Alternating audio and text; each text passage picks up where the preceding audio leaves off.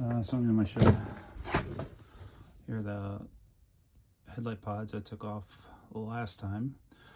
One of them, this one, had frozen ice to it, and you can see that the mass has fallen off.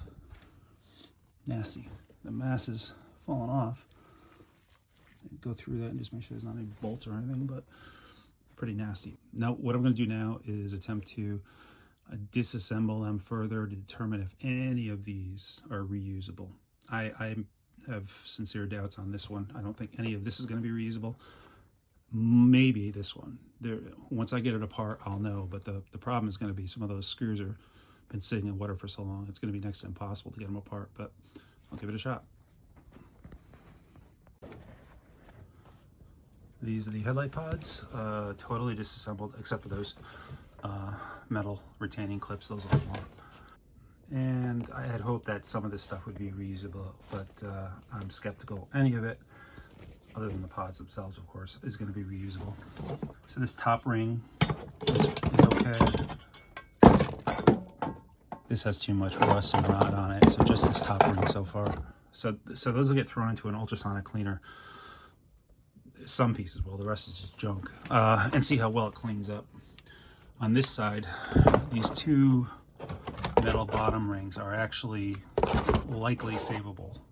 Likely, it depends. Again, when I throw them in an ultrasonic cleaner and it cleans them up, if I find little pinholes and stuff, then I'll throw them out. Here's the control levers to pop the headlights up and down. Yep, these will go in the ultrasonic cleaner. It looks like the rods themselves are probably going to clean up okay.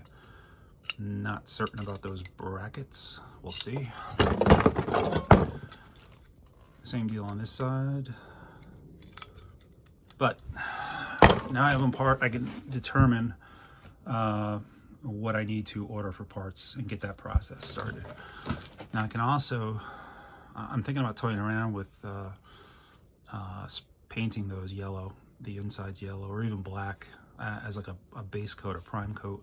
I haven't painted stuff in about 20 years, but I'd like to give it a shot again. So maybe I'll scuff up that paint, put down a coat of black to really to prep the surface for final paint at some later date.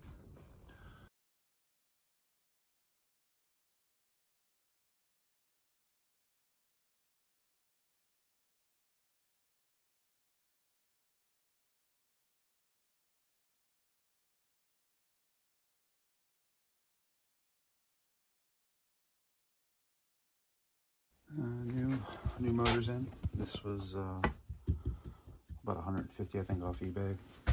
I'll be able to use the old motor for the passenger side. That one's fine. Two new brackets. And this guy, I don't know that there's anything salvageable off this guy. I'm going to see if I can take this arm off and clean it up. Otherwise, I'll have to buy one of those. But yeah, that thing is toast. I'm also going to see if I can take that sticker off. I mean, it'll come off easy. It's just hanging on by a thread anyway. And then try to clean it up. I wouldn't mind putting that back on this motor so it matches that one. All right. That's on there. So we'll clean it up a little bit and then throw some heat on it, see if we can get it to move.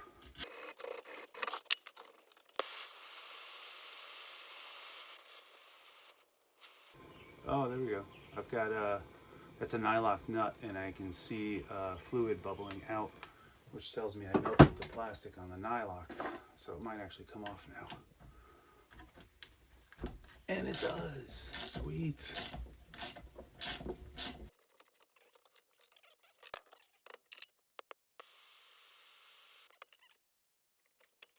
Oh, that's okay. We don't need that. Oh, yeah, that would be hot.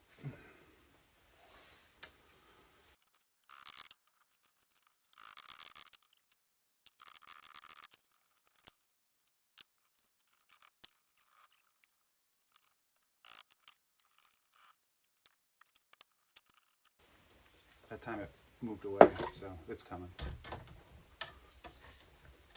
It is. There it is. Just another piece I don't have to buy. I'll wire wheel it up, replace the lock nut on it, probably get a coat of spray paint before it goes back on, but yeah.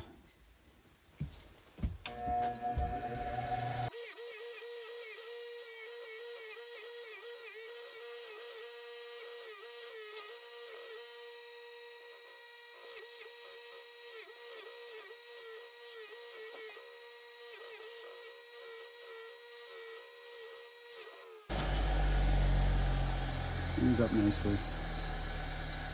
So it wasn't beautiful when it was made, you could tell. Notice it's a little sloppy with their welds, but that's okay. So I'll coat it with some oil for now so it doesn't rust back up, but eventually it'll get coated with paint. But yeah, I'm really happy I could reuse this. Well, that's weird. That's weird. This collar doesn't tighten up. This one's tight.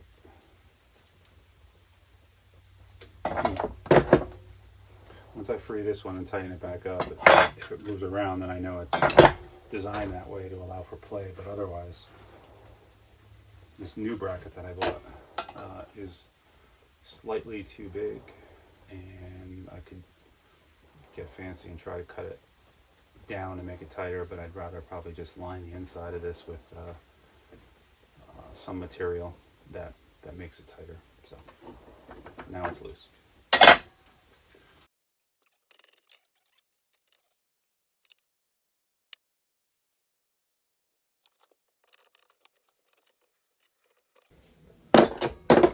Sweet. Another part. Just like new.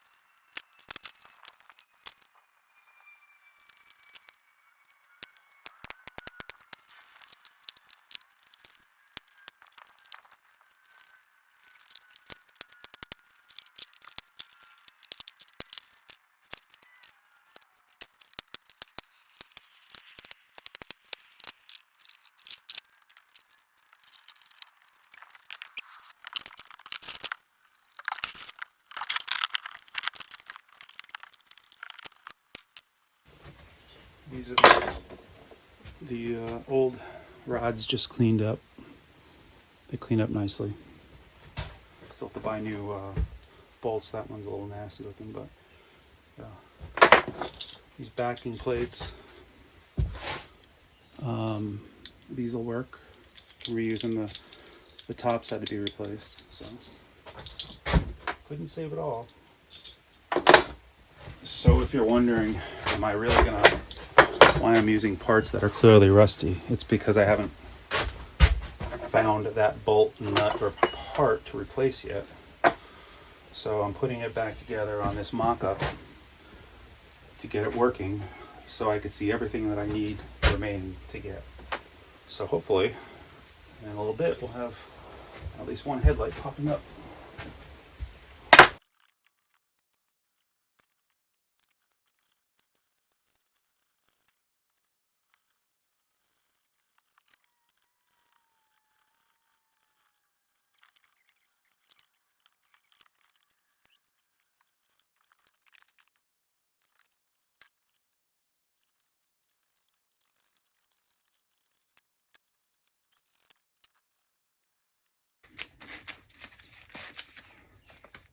Drilling holes in this, not really. Not what I wanted to do.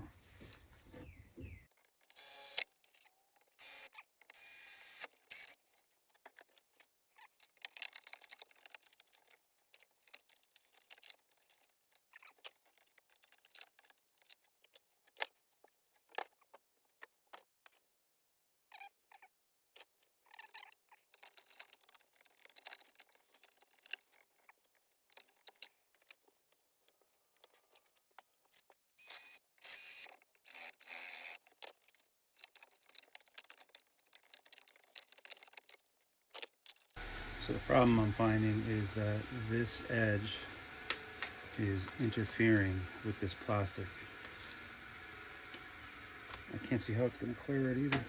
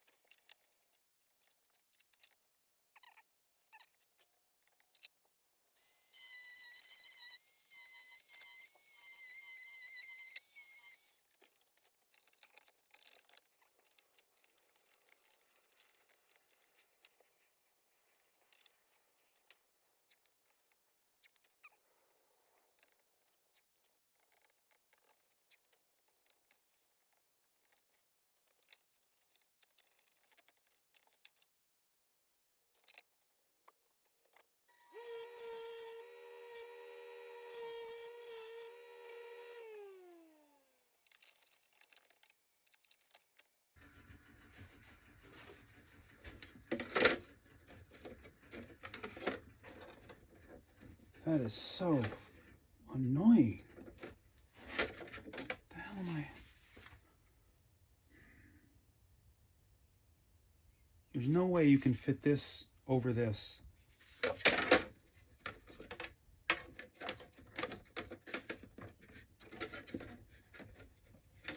What do people do? Cut a relief slit here? I don't know. Really freaking annoying though.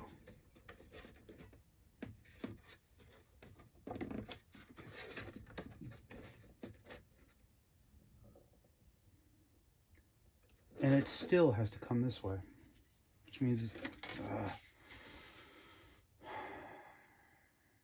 there's just no way this bracket, I would have to shave at least 1/4 of an inch off of it, at which time that wouldn't work anymore. The adjuster screw wouldn't work anymore. Damn it. So this black mask is in the position it's supposed to be in. And if it were just this tight, I could probably get away with it. But the reality is it's not over far enough this way. It has to be adjusted some more. It has to come down here this way a little bit and this way, which means it's already hitting this now. When I screw this down, it's going to be tight on there. Damn it. All right, so I got a plan for the lights. My solution for this edge, even though I ground it down, it's still coming into contact with this part of the outside bezel. So I'm gonna shorten it up considerably more. I'm gonna take all that edge off. Where that blue dot is, I'm going to drill a new hole, and then tomorrow I'm gonna get some rivets, rivet nuts on the bottom plate, which is inside the house at the moment. And I'm going to relocate the existing rivet nut, which is, somewhere out here for this hole. I'm going to move it in. And then that should, by doing that, this new hole, when the bolt goes through it and into the bottom rivet nut, should have plenty of space to clear that. So you can see how far this top plate actually sticks out. I drilled the hole there and cut this edge off. And as a result, it should not interfere with this bezel when it's placed on it. There's a foam finisher ring that goes around the lens and butts up against the flat part of this bezel. But until I ground that down, the light was going to have to be positioned sort of like that. Now it's exaggerated because the rubber bezel's not on there. When you actually sit this flat and put it on there, it's not off that much. But I want it to be straight on and not look like that. Have one side be narrower, wider than the other. Assuming the other side has the same problem, I don't know why it wouldn't. I have to cut that one down as well. And then I should be able to put all 4 headlights in, power up the lights, power up the motors, confirm everything works, and one less thing to do. So the shave this edge off. Used to be sharp like this. Move the hole that was over here in there, and for the bottom plate that it bolts to, I bought this nifty new tool, which is just a rivet nut gun using an M5 rivet nut. I drilled a hole in the bottom plate where you see it, and now this should thread into that, and I should be good to go. So I'm going to hook it up and see if it lines up properly now. All right, the first mounting plate is on. This is the one that I changed the location of the rivet nuts. So that's where the old rivet nut was. This is where the new rivet nut is. I widened the holes in this fiberglass behind each of these so it sits nice and flat. Positioned it properly and put 4 screws in to hold it. And the screws attached to these sort of flat nuts. I'm not really sure what their name is. The old ones are still on there, right there. They're coming off though. They're all rusty. This one over here. I put new ones on and drilled new holes where I had to fit them accordingly. So now I'll put the lens on and make sure everything lines up. Okay. I'm pretty happy with the way these came out. The spacing around them is even. Yeah, their position and everything, the depth that they're set at, I mean, that could still be adjusted by the set screws, but or the adjustment screws. But they're, yeah, I like the way these came out. So I've got the screws coming in to secure this faceplate down properly. When those are in the next day or so, I'll screw this down and just confirm everything fits correctly, and there's still some room for adjustments on these screws down here. You see that? Those screws down there. This one is really like spot on. This one was a little off still, so I dremeled the holes out a bit to give me a little more flexibility on where they position, and it's still a little off, but very minutely. Yeah, when this is in the right spot, this gap looks pretty consistent, and it's definitely very consistent on this one. So that leaves me with this one. That's what I'll be doing next, is dry setting them in here, see how they fit. I know they're not going to fit that well.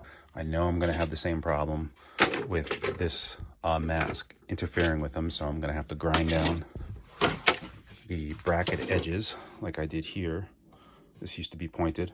In addition to that, obviously, when you buy these PNM lights, you also need to cut holes out. I don't know if it's here or there, I don't recall. These get widened, these holes have to get widened because they're not in the exact correct spot. And a new hole has to be drilled here or here. What I found that makes it easiest is to drill a hole just big enough to get a small rotary drum sander on a Dremel in there. And the Dremel just does a nice job of making the holes a little nicer than the chewed up look from a drill bit. Headlights are done. Test them out.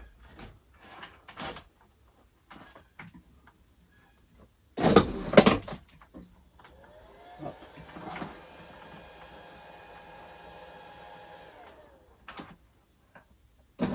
Down. Up. And then lights, camera.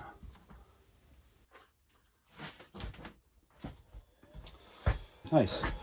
So these plastics, they all have to be cleaned up. They're messy. The whole headlights are going to get painted, but right now there's still fiberglass dust and everything. But the brackets are in, obviously, and I've done my best to center them on the holes, and that was a pain in the ass, to tell you the truth. And then each one of these also has this rubber gasket which goes under here and creates a seal between the headlight and the mask this around. So these are PNM headlights. They're not inexpensive, but full LED. And on the Lotus forums, they say that they're wonderful as far as illuminating the night. So, done. So parts involved with rebuilding the headlights. Basically, most of it. So the number of pieces I was able to reuse is pretty limited. This backing plate, I was able to reuse that after cleaning it up. This push rod that is used to raise and lower the pod itself, I was able to reuse that. The pivot head, I was able to reuse that. The armature that was on the motor itself that drives this pivot head, I was able to reuse both of those, one for each side. And then the pod motor itself, one of them I was able to reuse, the other one I wasn't able to reuse. So one of the two pod motors was reused. And then finally this bracket, one of the two brackets was reused. On the driver's side, both this bracket and this pod were underwater for years probably, and they were just destroyed, so they weren't reusable. As far as the lights themselves, the only part of these that I was able to reuse was the mask itself. All these other pieces have been replaced with PNM headlights. Two of the lights still work. So I've got two bulbs. I think they're the outers. I think both left and right outer are still working. I hooked them up to a 12 volt and they lit up just fine. So those are still working, but the two inner ones are shot. And all this hardware, in one of the previous videos, I showed it. It was falling apart. It's all rusted. So that's all getting replaced. Again, just the mask itself was reused.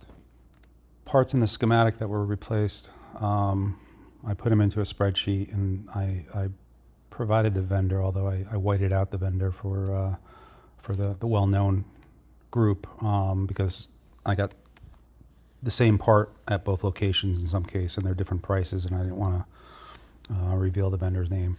But from eBay, PNM, Country Paint and Hardware Store, and Amazon, that's where the rest of the parts came in. The most expensive ones were obviously the new motor, which I got off eBay for $132. The two brackets that hold the motor to the base of the car, those were $35 each. The PNM headlights were obviously pretty expensive at $527. So the total amount I spent to get those headlights up and running and all the hardware replaced is $816.61. Okay, so back to the overall cost of the project so far. So coming in, I was at $4424.16, and then the $800+ worth of pod headlight stuff, $816.61, brings up the body work total to $1242.72, and the overall project at $5,240.77. So what I'm doing now, or I've been a little frustrated with, is I'm working on removing the body from the chassis, separating the chassis and the body. And it's really frustrating and annoying because every single bolt, every single nut, every single one, every screw, they're all rusted. I might have taken probably 20 to 25 bolts off the front end of the vehicle thus far, and I would say almost all of them had to be ground off. They're really bad, and it's super frustrating and very slow moving. So my next video will show you more of that process, and hopefully by the time I post it, I'll have the front bumper off as well. And then again, it's going to be logically working towards the back of the vehicle, removing everything in its path till I get to the point where I can actually remove the body from the chassis itself. So stay tuned. Thanks for following.